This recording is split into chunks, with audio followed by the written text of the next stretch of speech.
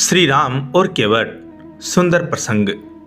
उस समय की बात है जब केवट भगवान के चरण धो रहा है। बड़ा प्यारा दृश्य है।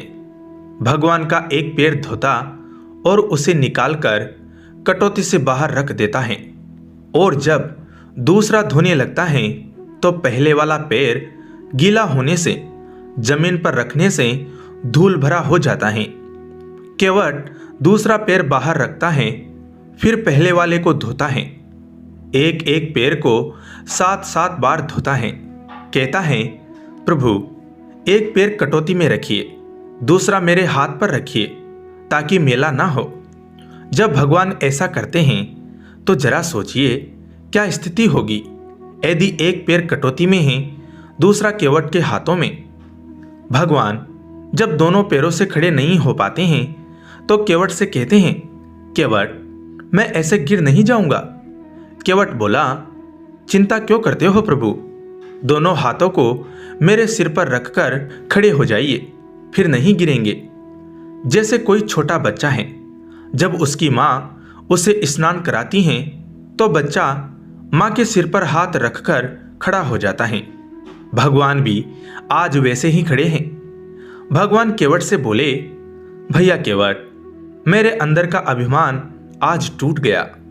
केवट बोला, प्रभु क्या कह रहे हैं? भगवान बोले, सच कह रहा हूं केवट, अभी तक मेरे अंदर अभिमान था कि मैं भक्तों को गिरने से बचाता हूं, पर आज पता चला कि भक्त भी भगवान को गिरने से बचाता है।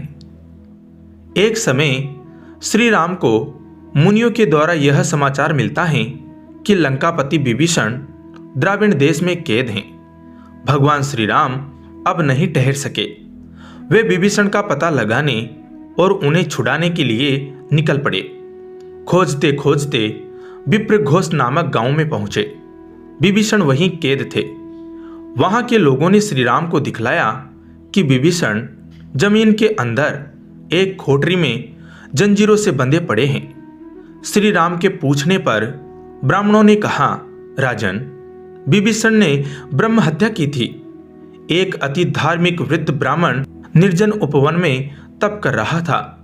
विभीषण ने वहां जाकर उसे पदलित करके मार डाला। ब्राह्मण की मृत्यु होते ही विभीषण के पैर वहीं रुक गए। वह एक कदम भी आगे नहीं बढ़ सका। ब्रह्म हत्या के पाप से उसकी चाल बंद हो गई। हम लोगों ने इस दुष्ट राक्षस को बहुत मारा पीटा, परंतु इस पापी के प्राण किसी प्रकार नहीं निकले। अब हे श्री राम, आप पधार गए हैं। आप चक्रवर्ती राजराजेश्वर हैं। इस पापात्मा का वध करके धर्म की रक्षा कीजिए। यह सुनकर श्री राम असमंजस में पड़ गए। एक ओर विभीषण का भारी अपराध है और दूसरी ओर विभीषण श्री राम का ही एक सेवक है। यहां पर श्री राम ने ब्राह्मणों से जो कुछ कहा वह बहुत ही ध्यान देने योग्य है। शरणागत भक्त के लिए भगवान कहां तक करने को तैयार रहते हैं, इस बात का पता भगवान के शब्दों से ही लग जाएगा।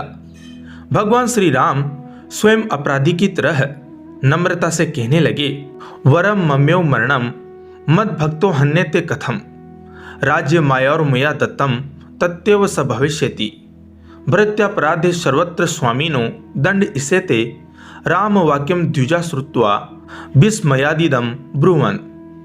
है द्विजवरों, विभीषण को तो मैं अखंड राज्य और आयु दे चुका, वह तो मर नहीं सकता, फिर उसके मरने की ही क्या आवश्यकता है?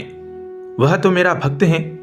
भक्त के लिए मैं स्वयं मर सकता हूं। सेवक के अपराध की जिम्मेदारी तो वास्तव में स्वामी पर ही होती है। नौकर के दोष से स्वामी ही दंड का पात्र होता है। अतएव विभीषण के बदले आप लोग मुझे दंड दीजिए।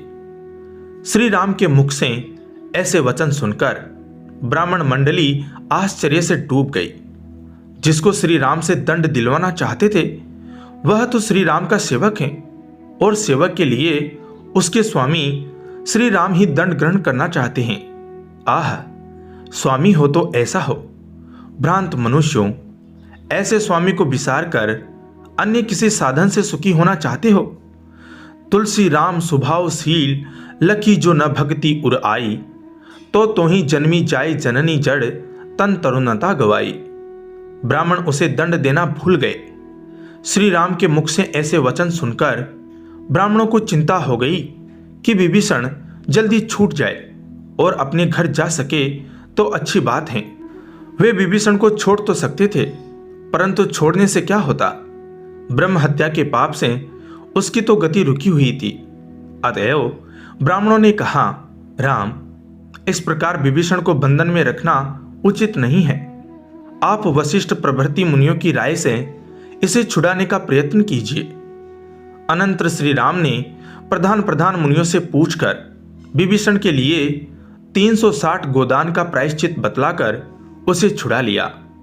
प्रायश्चित द्वारा विशुद्ध होकर जब विभीषण भगवान श्री राम के सामने आकर सादर प्रणाम करने लगे, तब श्री राम ने उन्हें सभा में ले जाकर हंसते हुए यह शिक्षा दी, ऐसा कार्य कभी नहीं करना चाहिए। जिसमें अपना हित हो वही कार्य करना चाहिए। राक्षस राज, तुम मेरे सेवक हो, अतएव तुम्हें साधुशील होना चाहिए, सर्वत्र दयालु रहना चाहिए। सारांश ये है दोस्तों, ऐसा कोई कार्य भक्त को नहीं करना चाहिए जिससे उसके स्वामी भगवान पर लांछन आए। जय श्री राम। धन्यवाद।